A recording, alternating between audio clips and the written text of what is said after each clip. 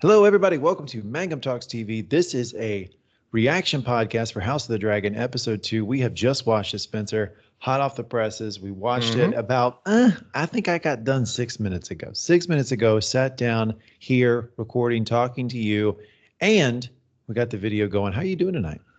I'm doing well. We got to watch House of the Dragon. I thought it was it's going to be a remarkably interesting episode to discuss.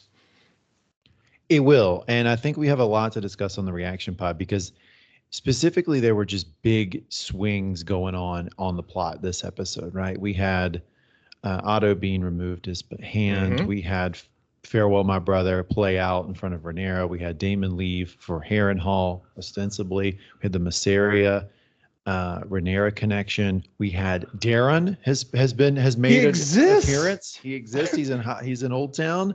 We had an awful lot going on.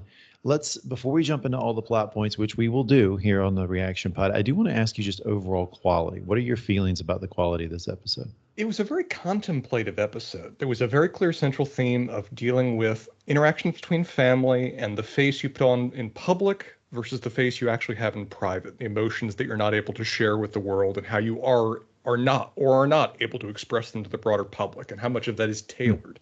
And that was a theme that was about that. Just a bit. That was the theme that was resonating through all of what were like a dozen or more just character interactions, which was really what most of the episode was driven by. There was one action scene. It was a good action scene. I love the twins duel. The twins duel was very well done, very well executed. And I like the change they made with it. And I can see why that wouldn't be part of the histories and why that'd be written out.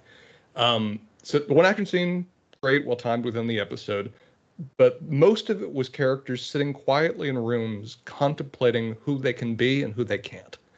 And I thought that was an interesting theme to explore. And I will rank certain of those scenes better than others. But the overall impression of the episode, I quite enjoyed it. It was the kind of Game of Thrones episode I enjoy in terms of a lot of discussions, a lot of scenes in closed rooms, a lot of people being open in a way they can't with the broader world. And some very well done dialogue driven through it. So yeah, I was quite entertained, even if it wasn't in any sense of the word the most action-packed of episodes.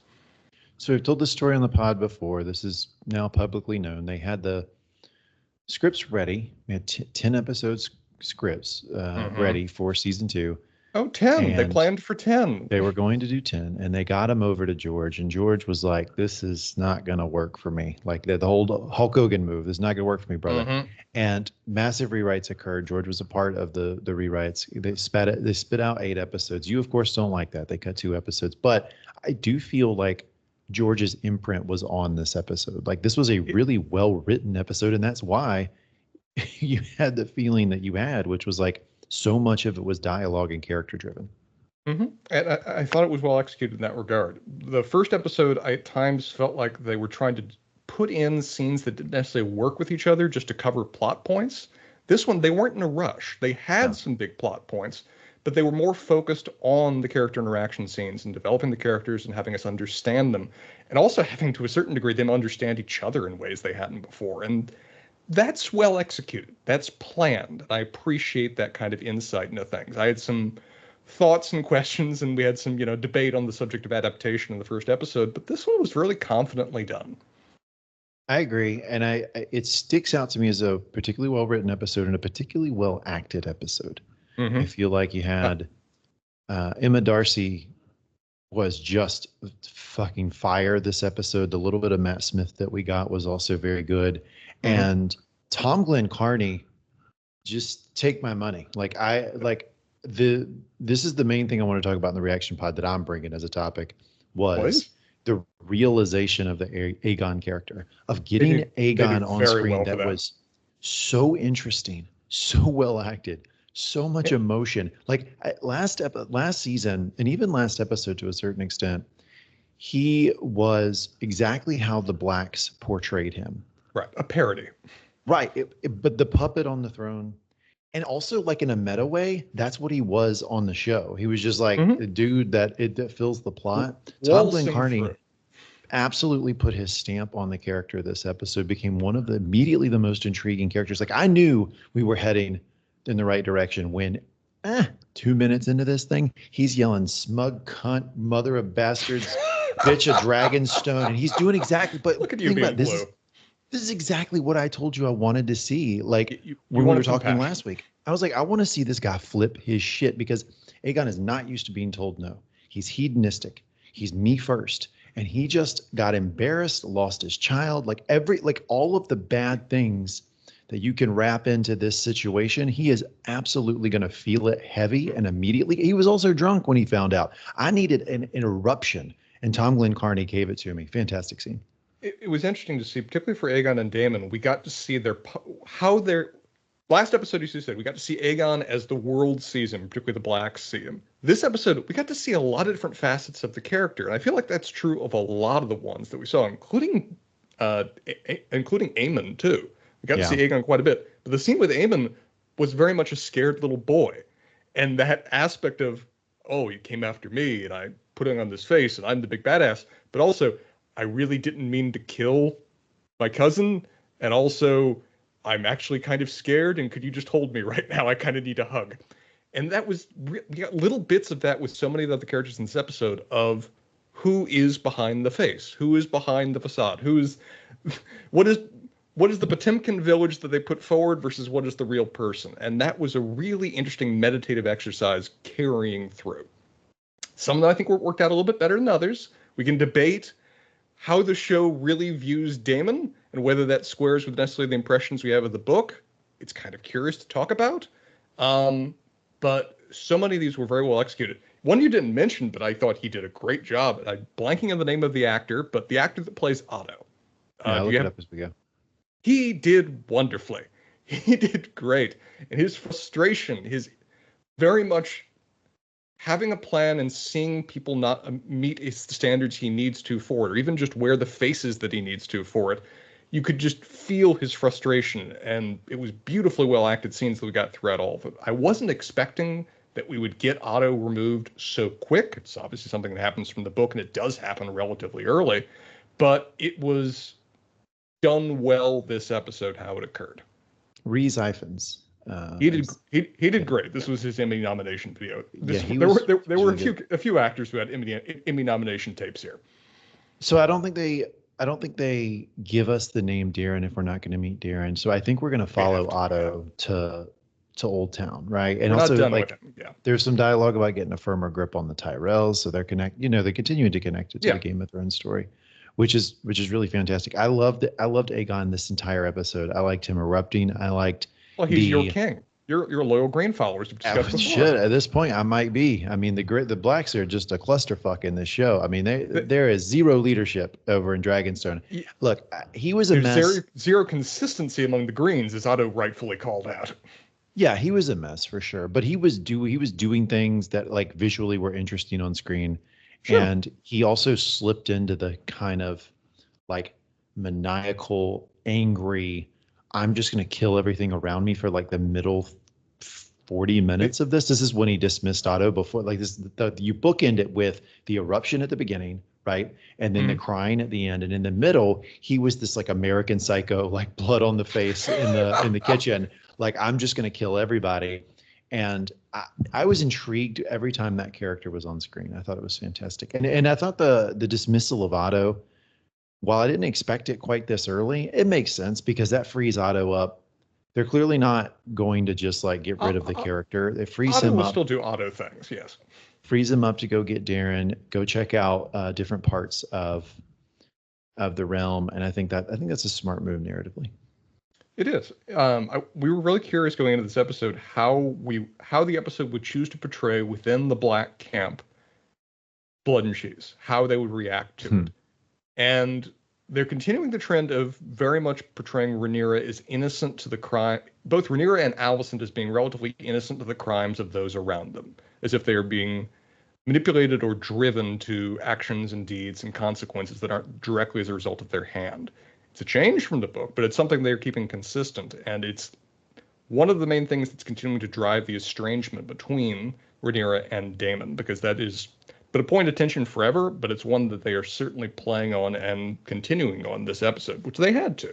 If they're going to say that she was completely removed from what Daemon did, which was the suggestion last episode, she would have little choice but to basically I don't know if they went so far as cutting ties, but much more framing the flaws and the faults in their relationship that she has not come to terms with and now seems they can't come to terms with.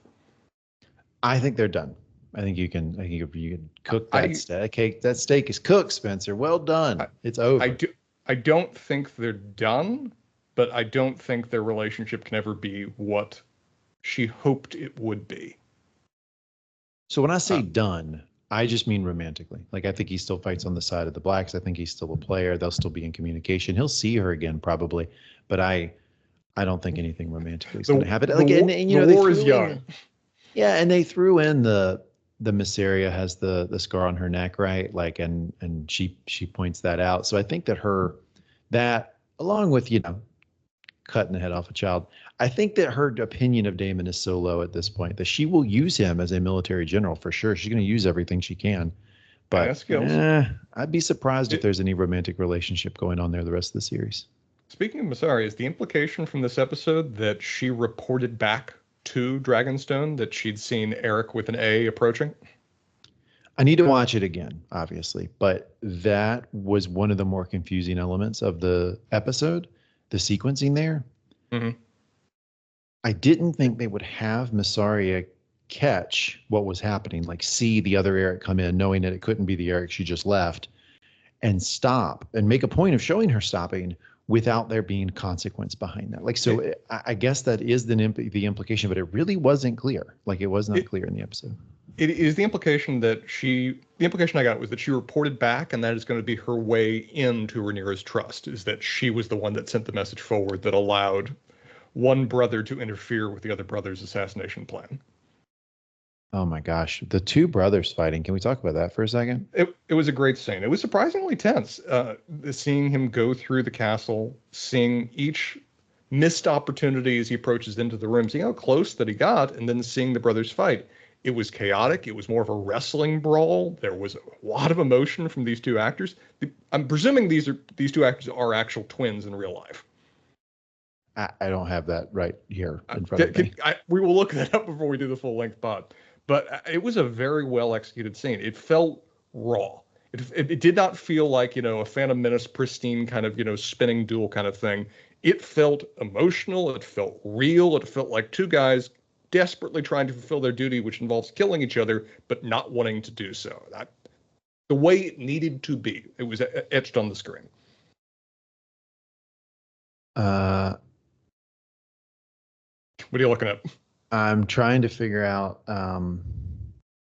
Yeah, so these are real twins, Luke and Elliot, Titan Soar. So these are two people that obviously portrayed this, which makes sense. They did very well. Can I say one thing I didn't like? There'll be a few things we discussed in the log pod, but one thing I'm not done. Like Hold on. I brought up the brothers. You gave your point and said, "Can we move on?" Hold on a second. I don't want to hear your thoughts. That's there maybe like 5% of our audience that cares. So the two brothers fighting, so that is definitely a big segment of Fire and Blood. There's a lot that's referenced there because that takes on an almost like mythical status after the Dance of the Dragons, and a song is written in the world composed by Lucian of Tarth, Farewell My Brother, which is referenced a lot in universe, and it is a song detailing this fight between the two. And I don't mind talking a little bit about the differences with the book here, because in the book it's not clear. It's a bunch of different accounts that the author the author is going through, but in none of the accounts did it indicate that Eric with an A got quite so close to Rhaenyra. Right. So what they displayed on screen is her life was immediately threatened, like to more than we have seen so far in any sword's breadth. Like I mean, she was like swinging and she was ducking, and like it was just a hair's breadth away from killing her. And everything we got from the book was that Eric with an A was walking through the halls and came upon Eric with an E. And obviously when Eric with an E sees him, he knows what's going on, and they fight there together. So I just thought that was an interesting change in the book, from the book of having Rhaenyra's life be so much in danger. And what I find interesting about that is that, like, when you talk about changes from Fire and Blood, a lot of this stuff is, well, it might be a change, but we don't really know from Fire and Blood. But like all the accounts agreed that he didn't really get that close to Rhaenyra in Fire and Blood, right? Mm-hmm. And then they portray it this way on screen. Now, you could be cynical and say, oh, well, that's an attempt to create drama. It's a way to tense up this Dramatic episode. tension for the episode, sure. I suspect that it's some character development for Rhaenyra. I suspect having it get so close to her, and because so much of what was happening in that fight, they were focusing on Rhaenyra's face and how Rhaenyra was dealing with it. Notice when Eric with an E, kills himself at the end, you get Rhaenyra's face and Rhaenyra's reaction. So I think this is going to build a lot into her character and changes we potentially see in her over the season and beyond. Which I hope so, because they've presently been last episode they portrayed Rhaenyra as removed because she was dealing with the grief of the loss of her son. This episode they portray her as removed because she's trying to put herself in contrast, both she and the episode, of Daemon and his tactics and him trying to further the war effort by such immoral means, as it were. This will be an interesting, if you're right, and I hope you are, because it's a good point, that this will be interesting going forward to see what this convinces her finally that this is a war, that this is violence that's brought to your own, not even doorstep, but your own bedroom, and what actions you need to take in response to that, or just in furtherance of it, in acknowledgement of it. In terms of the histories, one could address, as we've often addressed in terms of changes from Fire and Blood, and something that Fire and Blood itself goes into is what propaganda is put forward. And the idea that an assassin got that close would be something the Blacks probably wouldn't want to make part of the histories, and probably wouldn't want to go out as far. Same thought as with respect to Eric with Nee's suicide, something that would be very much against the faith of the Seven, in violation of the duty in the White Cloak, but would also be in keeping of the character. But it's something that they necessarily want to sanitize in terms of the account to instead be a tragic brotherly confrontation in a hallway far removed from the Queen's chamber, ending in them both killing each other in furtherance of their duty. How tragic. Let us sing of the knightly duty that was on display here before us. So you're right? That makes sense that the Blacks would not want that to be publicized. They wouldn't want that marketing out there. But the way it's described by the Maester By everyone. in Fire and Blood is that this story of them coming upon each other and fighting probably is not even real among itself. Like they sort of dismiss that stylized. As being overly romantic, right? Yes. This concept that these two twin brothers fought to the death and both died. So it goes the other Only way. A singer could come up with that. Instead of saying the story that we have probably doesn't go far enough about the immediate danger to Rhaenyra, instead it dismisses it and says, well, it probably didn't even happen to begin with. So when they had Eric with an A, get the, oh God, Kristen Cole was on one this episode, but get those orders from Kristen Cole. Which is the Tough. motivations Tough behind watch. Kristen Cole were different, I would say, from the book. And I like how much him sending a fellow brother to what he has to believe is his inevitable death, even if he succeeds, is driven by his own self-loathing. It's him staring at a mirror and deciding to punish himself and doing it through one of his own sworn brothers. To glory. But yeah, when I was saying it was when he gives Eric with an A that order, I thought, okay, so we're going to get some version of this. Yes. If you'd have paused it right then and said, okay, it's going to be swords swinging over Rhaenyra's head as they fight. Lost money?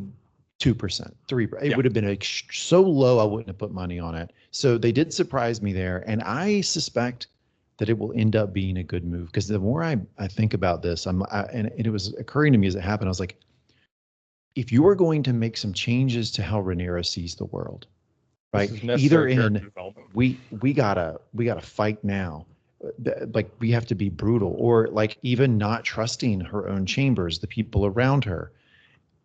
All of that stuff can happen slower in a novel, but in the screen, you got to have a couple big things to get the point across of why this person changed. And damned if this event wouldn't do that, right? Like if the next episode, Rhaenyra is snapping at her handmaids and saying, we got to go fucking burn people, like we get it. Like we would understand after seeing this.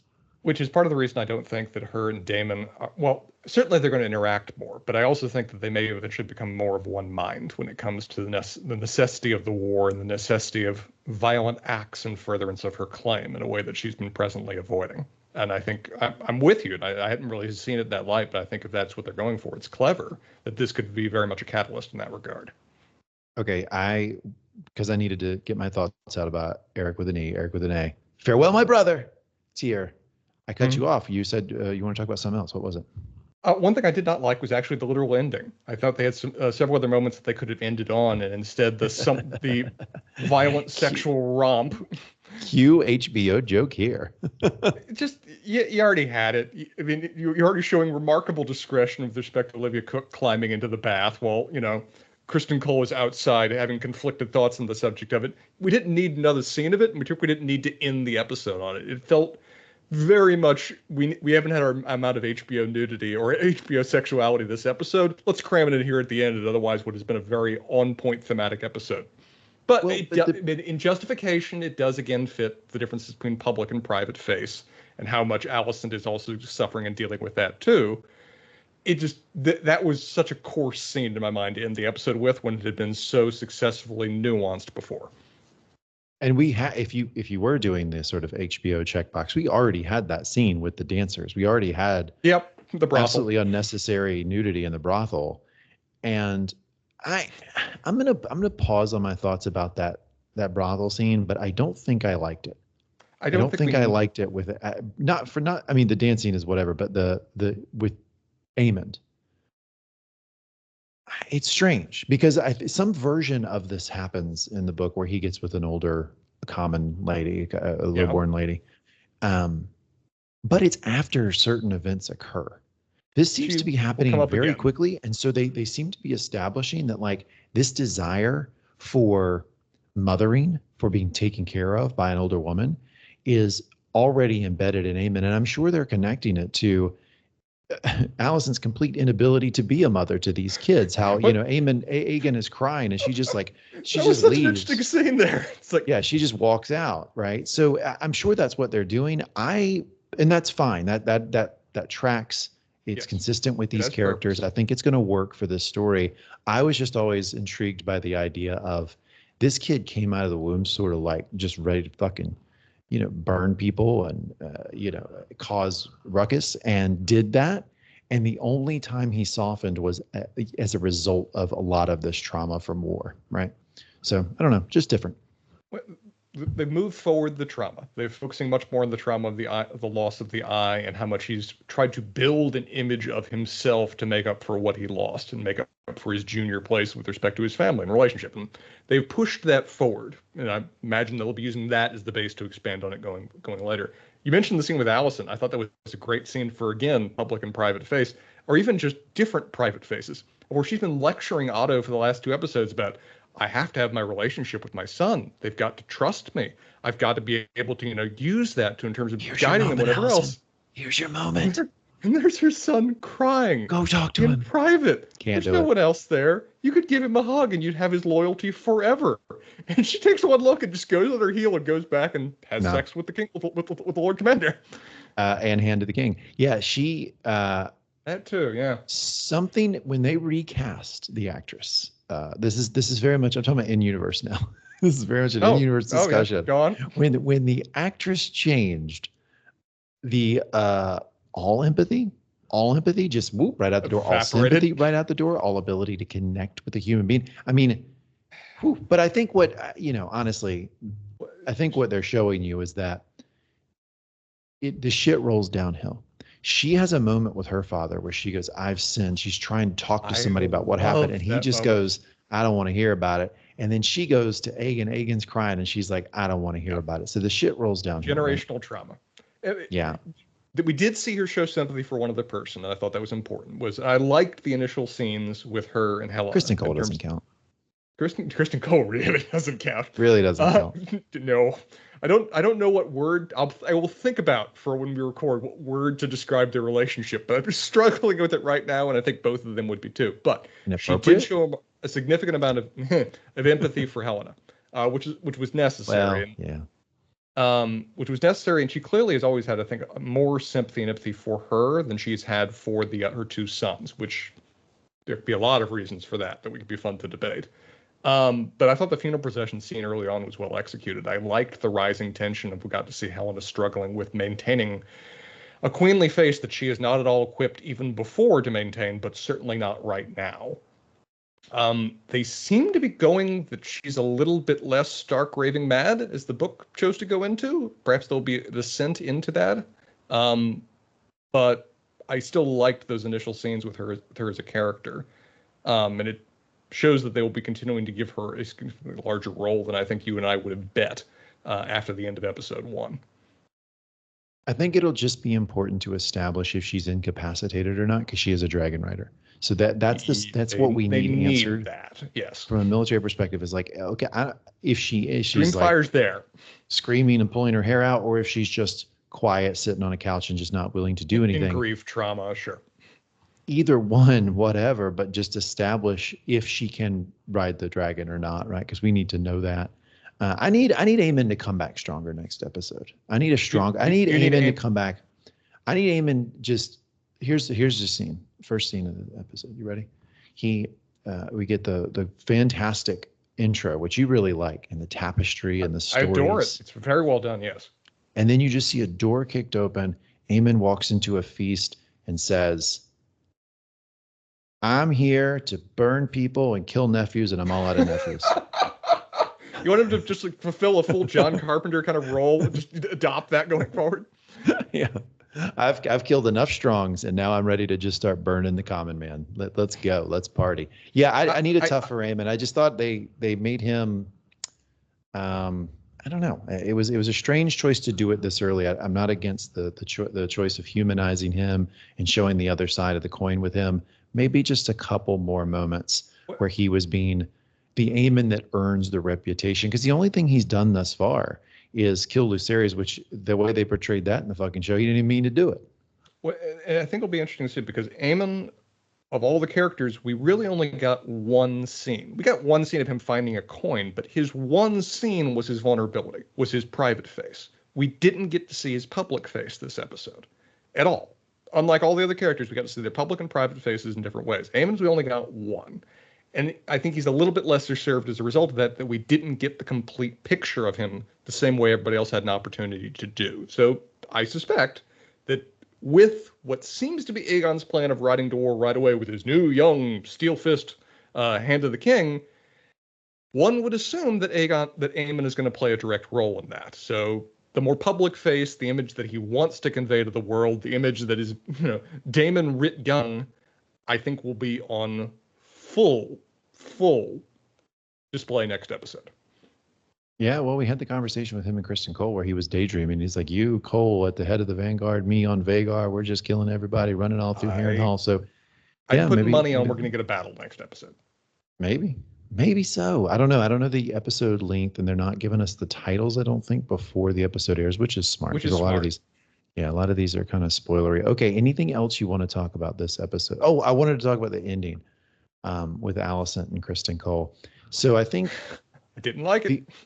No, I can't imagine you did. I'm not as big a fan of it. They are clearly poor choice for an ending scene.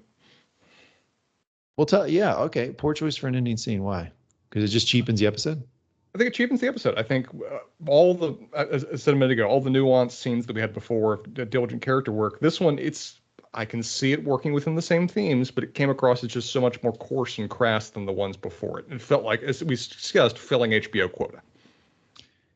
I kind of like the idea that they're portraying the relationship as coarse and crass. That it's like that we're supposed to kind of cringe at these two. That a lot of it is lust. I think that's totally okay for what they're going for with the relationship. I just think that the elevation of Alicent, which we've talked about on this podcast, we'll continue to talk about, into beyond main character, probably the number one character that they're following on the show. Screen time, sure. Even more so than Rhaenyra, is an interesting choice. Obviously, Olivia Cook is fantastic, and that might be part of it. But I just don't know that in a war between, half siblings, right, a sister and a brother who share the same father, mm-hmm.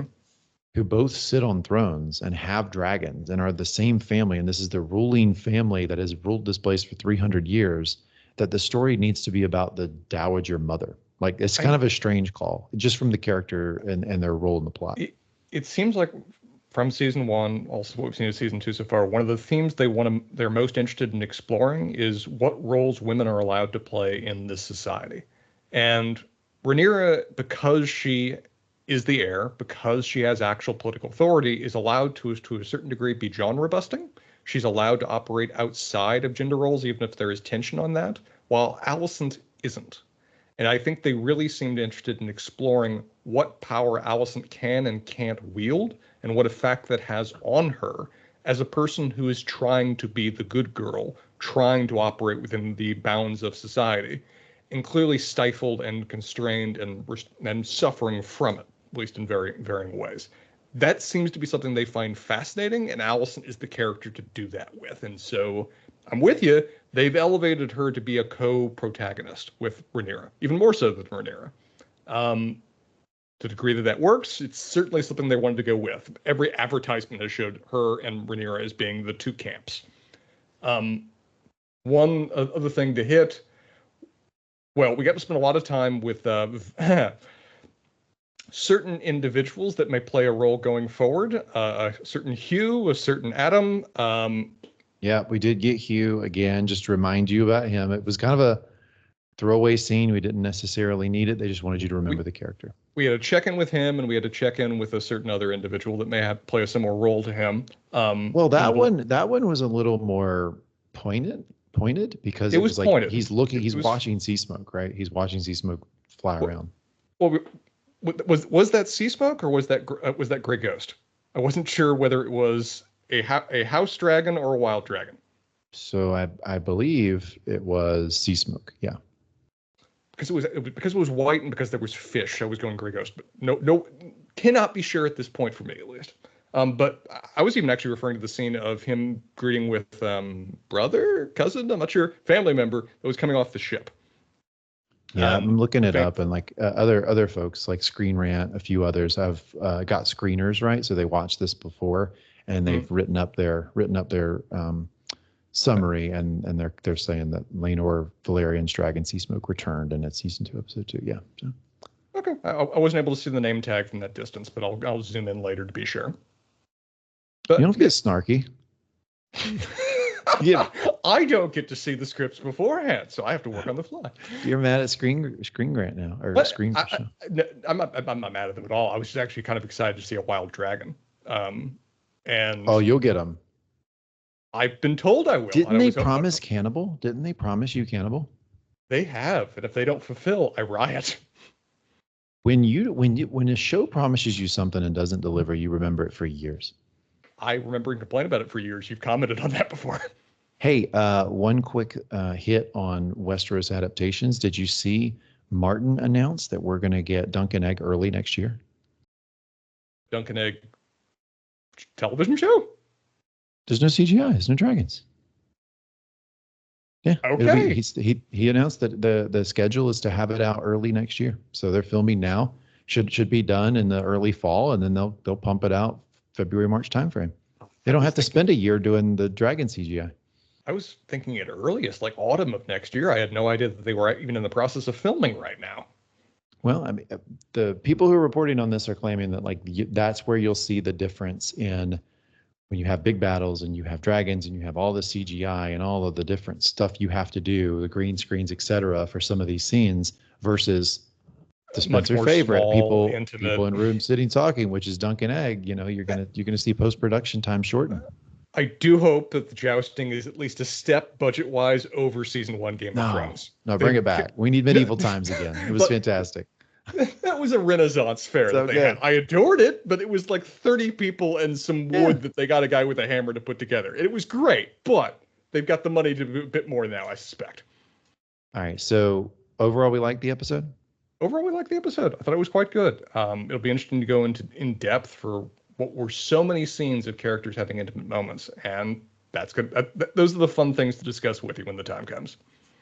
All right, we will be back with you on Wednesday of this week to review the episode in detail, going line by line like we do every week. Every episode here on Mangum Talks TV will go line by line through the script, break it all down and more. And we will also include in that episode a break where we go just to spoiler talk for people who have read the books, know where the story's going. And we'll talk about what we saw within the context of where we know this story will ultimately go. So thank you all for listening. I hope you all have a great start to your week, and we'll be back with you on Wednesday.